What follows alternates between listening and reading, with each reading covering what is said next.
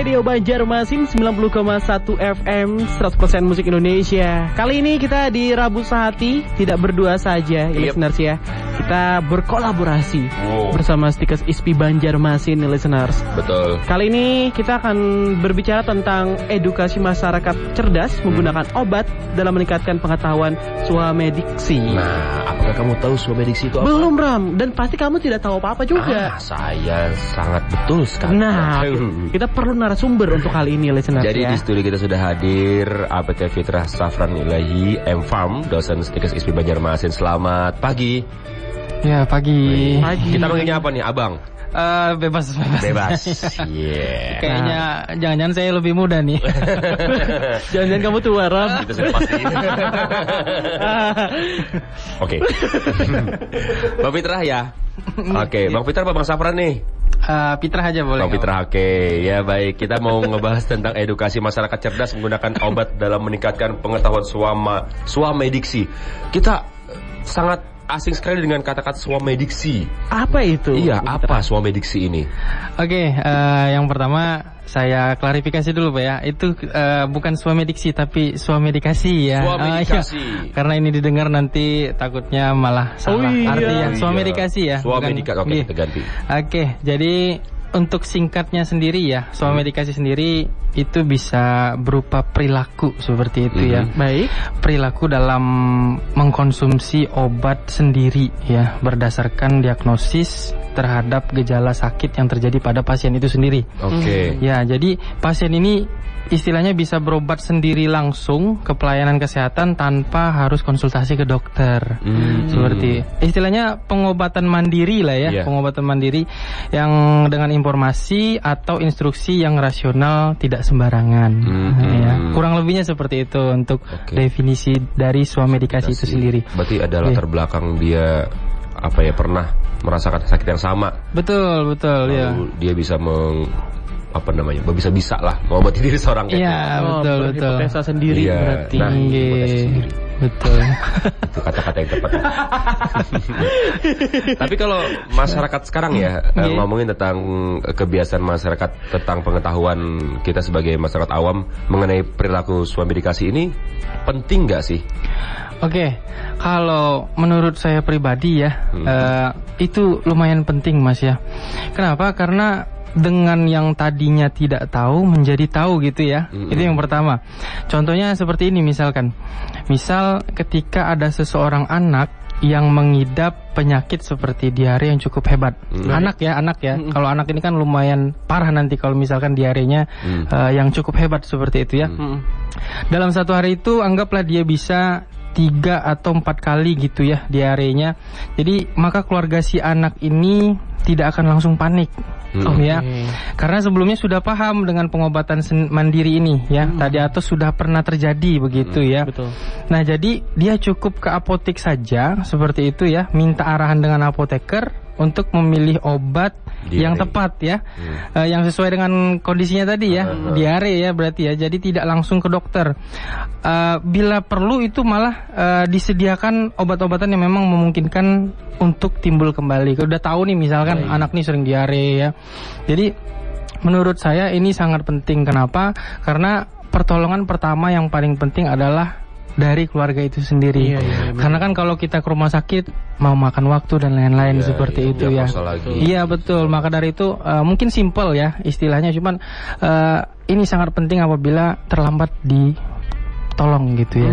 Pertolongan pertamanya terlambat tuh bahaya. Seperti itu sih. Pula kan ya. Iya betul. Itu contohnya. Pengalaman berarti ya. Pengalaman kan biasanya kan orang tua kan lebih tahu ya, karena itu tadi makanya kalau kita ke rumah sakit kan dia diagnosa lagi perlu waktu lagi. Betul. Belum antrinya lagi kan. Nah itu yang jadi masalah. Penting ya untuk masyarakat ya Pak. Iya penting sekali. Kalau menurut saya pribadi, saya juga kebetulan apoteker ya Bapak ya. Jadi tanpa ada pengetahuan obat sama sekali, maka itu akan bahaya apabila terjadi serangan yang mendadak. Setuju ya, itu ya. Bukan hanya diare saja, tapi bisa jadi penyakit-penyakit lain ya. Apalagi asma ya mungkin. Nah itu juga bahaya banget kan kalau kita nggak ngerti ya. Asma terus yang alergi. Gitu nah itu bisa bahaya. Apotek. Kayak apa nih kita aja. Garunak, ya pakai apa dulu gaji besi. Sekali aja. Lanjut itu. Tapi apakah semua penyakit bisa ditangani dengan cara ini, Pak? Oke. Itulah yang perlu sedikit dipelajari juga untuk swamedikasi itu sendiri. Jadi swamedikasi ini bisa kita pelajari untuk pengobatan mandiri apabila penyakitnya ini memang penyakit yang masih terkategori ringan. Ya. Yang kalau yang berat-berat mungkin tidak bisa ya kalau di swamedikasi ya. Misal seperti jantung, stroke ya, ngapain kita kapotik yang ada meninggal nanti. Iya, benar. Pertolongannya kurang gitu ya. Nah, jadi mungkin yang masih ringan-ringan saja dalam kategori bisa sembuh lah dalam pengobatan mandiri. Ya. Jadi memang ini perlu diketahui juga oleh masyarakat. Tidak boleh dilakukan dengan sembarangan penyakit. Itu yang perlu dicatat pertama ya. Penyakit yang memang standar saja ya, yang tidak terlalu bahaya dan bisa disembuhkan sendiri tanpa konsultasi dokter. Contohnya sendiri ada alergi ya, flu dan batuk, demam, jerawat, cacingan ya, konstipasi, bahkan asma yang kata masnya tadi ya. Kamu beratan enggak ada disebutnya? Aku beratan. Ya. Tapi kalau yang apalagi musim kayak gini ya, Pak. Ya. Iya kan pilek. DBD sekarang lagi tinggi banget kan. DBD ya. Oke. Itu nggak bisa swamedikasi DBD. Kalau untuk pengobatannya sendiri Mas ya, itu memang nggak bisa karena ada peraturan sedikit di swamedikasi, yaitu bisa beli obat yang tanpa resep dokter. Kalau DBD kan mungkin pakai antibiotik dan lain-lainnya. Darah segala macam. Betul. Kalau kita cuma menanganinya ke apotik misalkan ya, dan cukup dan kurang misalkan, itu bisa bahaya dampaknya nanti. Mungkin dicegah dengan suatu makanan atau minuman yang bisa mempercepat kesembuhan. Iya, menambahkan fitnya tadi yang tadinya lesu dan lain-lain. Mungkin seperti itu sih. Ibarat itu kayak pertolongan pertama lah. Iya, betul. Makanya di setiap obat tuh kalau sakit berat itu hubungi dokter. Kayak gitu. Begitu. Ya. Pertolongan pertama kayak gini. Seperti asma pun kan itu bisa kita bantu obat apabila memang sudah dikontrol sebelumnya. Kalau memang dia belum pernah sama sekali, kita kan juga nggak enak ya, kaget ya, takutnya nanti salah diagnosa dan lain-lain seperti itu. Makanya penting juga balik ke pertanyaan yang sebelumnya tadi kan, bahwa pentingnya swamedikasi untuk pemahaman tentang penyakit-penyakit standar seperti ini. Seperti itu listeners ya. Yang mau bertanya boleh kita buka di 0811 99333901. Kita lanjut lagi setelah ini ya, Pak. Ya. Oke.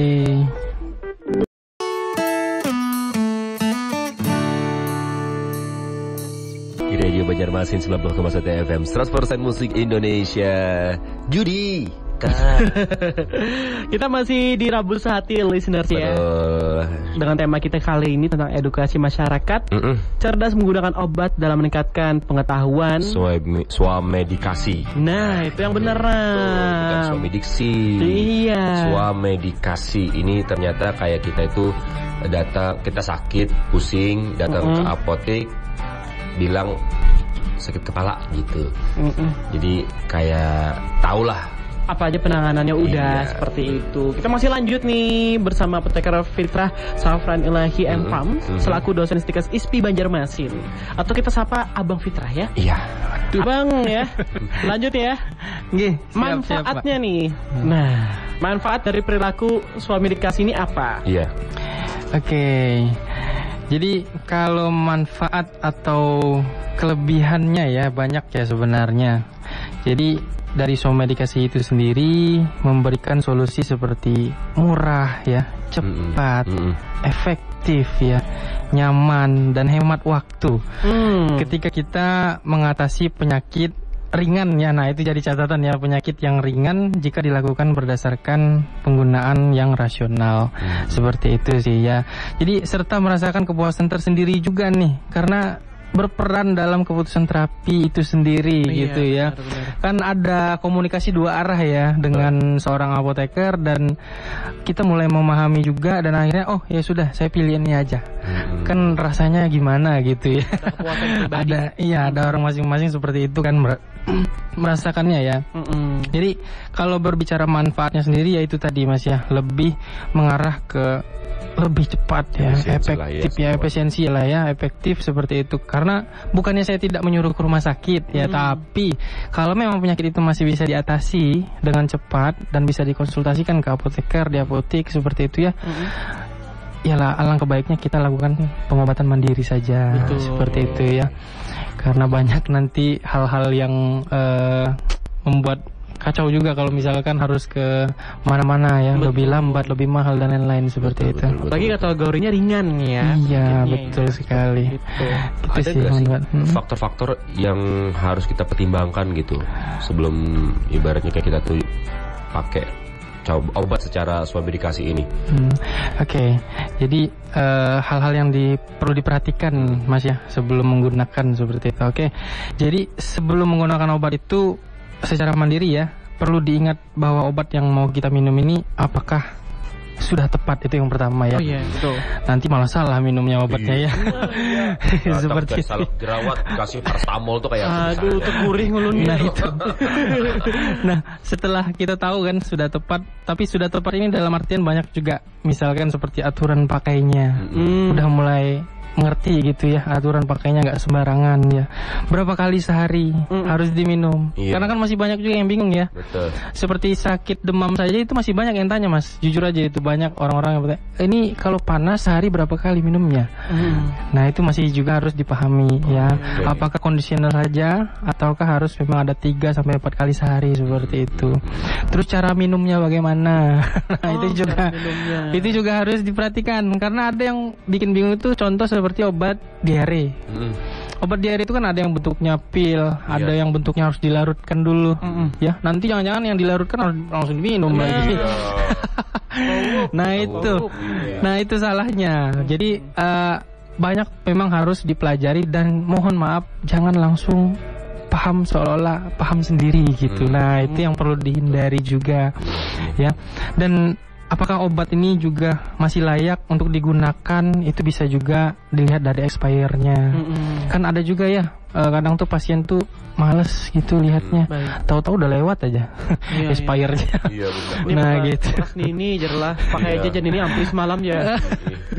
Nah jadi itu sih kalau menurut saya yang harus diperhatikan dulu sebelum kita melakukan pengobatan mandiri. Betul. Ya, saya setuju sih. Apalagi prosedurnya ya. Prosedurnya betul. Obat tadi. Pak ini prosedurnya diminum berapa kali sehari? Iya. Oh ya aku aja. Ya kenapa? Enggak itu. Penyakit. Tahu aku aja. Ya udah lagi kesini. Begini itu. Tapi kadang-kadang kita tuh kan harus tahu juga nih apa ya, harus cerdas dalam menggunakan obat-obatan tanpa resep. Kayak kita ya kita tahu antibiotik itu harus habis. Iya harus betul. Diminum sampai selesai. Kalau memang dapatnya resepnya banyak gitu. Nah kadang-kadang begitu kita nih yang jadi permasalahan, begitu sakitnya udah reda ya udah gitu. Nah itu. Obatnya disimpan untuk turun temurun. Nah itu. Memang kadang tuh ada juga obat-obat yang seperti itu Mas. Cuman terkadang pasien itu yang salah tangkap. Oke. Ya. Misal obat yang bisa kondisional itu seperti paracetamol, ibuprofen. Kalau memang udah nggak sakit ya nggak apa-apa. Iya. Tapi ada juga obat yang harus diminum sampai habis, biar memaksimalkan efek obat tersebut. Nah itu yang perlu diperhatikan tuh. Terkadang ya. Jadi kalau sudah ke apotek, saran saya jangan nanggung-nanggung lah, tanya aja apotekernya gitu ya. Kalau apotekernya mungkin lagi capek atau tanya aja sudah, nggak apa-apa. Emang tanggung jawabnya kan ya. Iya seperti itu. Kalau kategori obatnya nih, kategori obat ya dari swamedikasi ini yang boleh atau yang bisa digunakan deh. Kategori obatnya ya. Iya. Seperti apa? Paracetamol kan boleh ya. Ya betul. Oke. Gini Mas, untuk swamedikasi ini biar yang pendengar yang lain juga paham, jadi swamedikasi sendiri itu tidak boleh sembarangan penyakit. Itu yang pertama. Yang kemudian yang kedua, tidak boleh sembarangan obat. Nah, obat-obat yang memang boleh di swamedikasi, yang pertama harus dicatat adalah tidak boleh yang harus menggunakan resep dokter. Seperti itu. Tapi ada juga catatan nih Mas ya. Kadang itu kan dokter itu meresepkan juga bisa obat-obat yang harusnya bisa dibeli tanpa resep dokter. Dalam artian obat-obat seperti obat keras lainnya ya, obat untuk jantung, untuk hipertensi dan lain-lain. Nah itu mungkin kita nggak bisa dilakukan somedikasi. Jadi contoh obat-obat yang bisa digunakan somedikasi itu ada kategorinya. Ya contohnya seperti kalau di farmasi itu obat bebas. Obat bebas itu ada paracetamol ya, ada antasida, ada milanta. Ya tahu ya. Itu ya. Nah jadi biar kita lebih pintar lagi untuk melihat obat itu bisa dibeli tanpa resep dokter atau enggak, itu biasanya ada logonya Mas di kotak obatnya itu. Iya, warnanya hijau biasanya, hijau bulat gitu. Itu obat bebas. Iya, kategori obat bebas. Nah, apa cuman obat itu aja? Enggak, ternyata ya ada juga obat bebas terbatas. Itu naik lagi tuh tingkatannya, tapi masih boleh. Ya, seperti ibuprofen ya. Ada CTM, tahu CTM Mas ya? Ya. Oh, jangan. Nah, ini salah. Awamnya orang tahu obat tidur. Oke.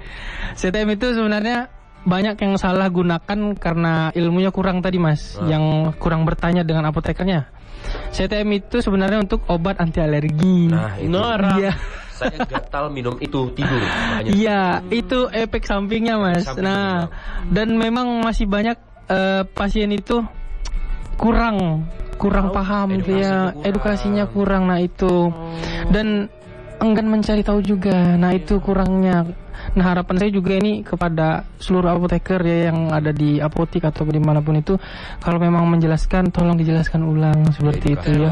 Ya, karena masih banyak memang pasien, terutama mahasiswa saya sendiri itu apa namanya, Pak saya susah tidur, akhirnya minum CTM. Lah ampun, saya bilang itu kan obat alergi. Saya bilang bener. Jadi nggak boleh sembarangan. Kalau memang perlu obat tidur ya silakan yang dibeli obat tidur gitu ya. Ada khusus yang memang ya. Iya betul. Vitamin yang apa, suplemen ya? Iya suplemen seperti itu. Relax tidur ya, gitu ya.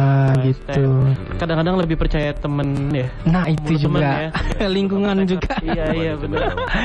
Nah satu lagi itu ada bisa lagi Mas, seperti obat-obat apa namanya, herbal terstandar. Terus kategori jam herbal lah ya, umumnya taunya herbal seperti tolak angin itu bisa kan ya, kita beli Stimuno, Imbos dan lain-lain seperti itu ya. Yang suplemen umum lah ya.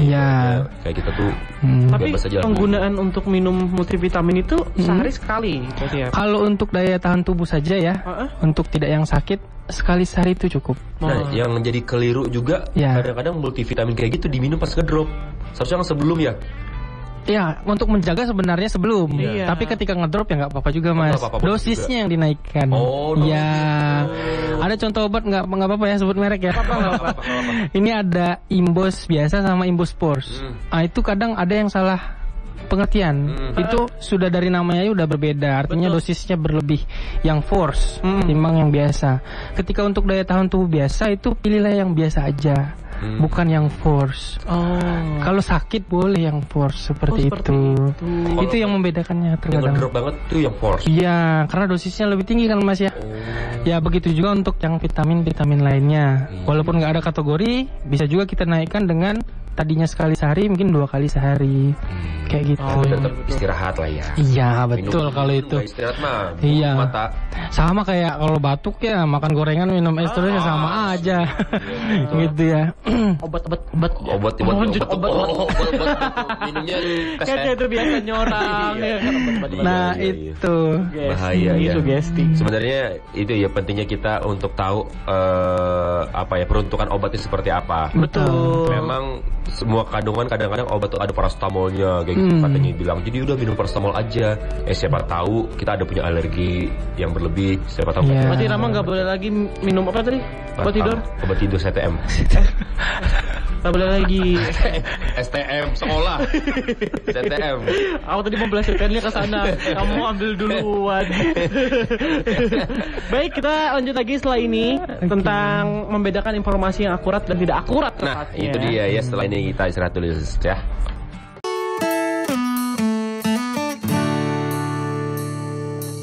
Radio Banjarmasin 90,1 FM 100% musik Indonesia. Seru banget obrolan kita tentang swamedikasi. Iya. ternyata penting juga untuk kita. Ini survival language-nya. Seperti itu. Switch-switch-nya. Kan survival kalau kita lagi perantau nih kan, ya, di kos. Betul. Apa nih penanganannya? Karena dari orang tua udah ngasih tahu edukasinya seperti itu. Iya, harus ada sedia P3K pertama pada kegaringan. G-nya di mana? Kegaringan masa anak kecelakaan kan kita ada. Iya, bujur. Ya, kegaringan bos. Iya. Apa ada anak kos yang sendirian gitu. Harus ada basic. Obat basic deh. Bang apa? Basic. Apa yang harus kita bawa, yang harus kita punya gitu di rumah? Yang punya di rumah ya? Iya. Oke, kalau punya di rumah itu lebih baik kita ikuti penyakit-penyakit yang jadi musiman. Yang jelas batuk ya, demam, flu ya. Alergi. Itu sudah pasti harus ada itu Mas. Kalau luka jatuh misalnya atau harus ada kan betadin dan lain-lain. Obat lambung kalau misalkan ada asam lambung itu harus siap juga itu ya di rumah ya. Iya benar-benar. Kecuali ada penyakit tertentu seperti asma dan lain-lain itu sudah pasti harus ada ya. Ya itu sih penyakit-penyakit yang menjadi musiman lah istilahnya. Diare kan bisa dibilang nggak juga tiap saat ya. Kadang kalau lagi salah makan aja mungkin seperti itu. Itu sih kalau basic yang harus kita punya. Rama mungkin statin remuk kolesterol loh. Aduh. Iya. Statin lagi. Aku itu yang botolan itu loh yang kalau makan daging. Apa sih namanya Benikol? Ada kuat statin. Iya. Benikol oke nih. Tapi kita mau tahu dulu nih juga cara membedakan informasi yang akurat dan tidak akurat terkait penggunaan obat tanpa resep khusus. Iya. Oke, kalau itu sebenarnya udah jelas ya Mas ya. Yang pertama memang harus tahu dari tenaga kesehatan yang berwenang, seperti apoteker, seperti itu ya contohnya ya. Karena mereka lah yang mengerti obat, pakarnya lah istilahnya, karena udah belajar dari kuliah itu. Iya, yang punya ada. Iya, dan mereka juga lah yang bertanggung jawab nantinya ketika misalkan ada efek-efek yang tidak diinginkan oleh pasien. Betul. Ya, dan satu lagi memang harus langsung lihat brosurnya.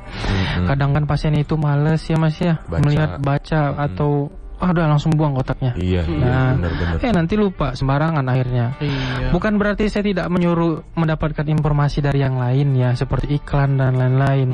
Takutnya pasien itu gampang terdoktrin ya dari iklan-iklan yang luar biasa seperti itu ya. Akhirnya paham sendiri, malah melakukan pengobatan sendiri. Yang keliru ya. Iya, akhirnya kan tidak rasional. Akhirnya dampaknya ya ke tubuh sendiri, nanti efek-efek yang nggak bagus itu ya. Nah, itu. Karena kita nggak tahu ya organ tubuh kita bisa nerima apa enggak. Nah kan, itu juga ya. Trauma saya. Malah bisa menimbulkan penyakit lain nanti ya. Nah itu takutnya ya dari efek samping ya. Baik. Tapi kalau berapa lama nih pengobatan swamedikasi dilakukan Pak? Bisa dilakukan. Oke. Kalau untuk lamanya sendiri ya, untuk umumnya itu sebenarnya cukup 3 harian ya. Tapi boleh dilanjutkan sampai semingguan apabila memang tidak ada efek samping yang terlalu berlebihan. Iya, efek samping. Jadi tetap aman ya gitu, stabil gitu ya, dan memang ada perubahan untuk penyakitnya. Nah, itu untuk standar umumnya sama medikasi. Nah, tapi di sini saya pribadi anjurkan apabila lebih dari seminggu, misalkan ya penyakitnya nambah sakit ya seperti itu ya, atau terdapat efek samping yang berlebih, ya silakan pergi ke dokter ke dokter ya, langsung ke situ konsultasi. Betul. Kadang kita tuh ini ya dilihat bisa aman-aman aja, nggak taunya ada kayak bom waktu gitu loh. Iya, benar. Oke nih, udah tinggal obatnya, aktivitas lagi, ngedrop lagi kan. Nah kayak gitu. Itu bisa takutnya kayak gitu tuh. Sering banget itu terjadi itu Mas. Iya. Anggap aman-aman aja, berarti ngedrop. Iya, yakin sih boleh, tapi dicek itu lebih bagus gitu ya. Betul. Setelah kita bakal lanjut lagi Pak. Jadi mungkin terakhir nanti adalah tentang harapan Mas Fitra juga, bagaimana masyarakat selanjutnya tentang swamedikasi ini. Iya, betul. Setelah ini.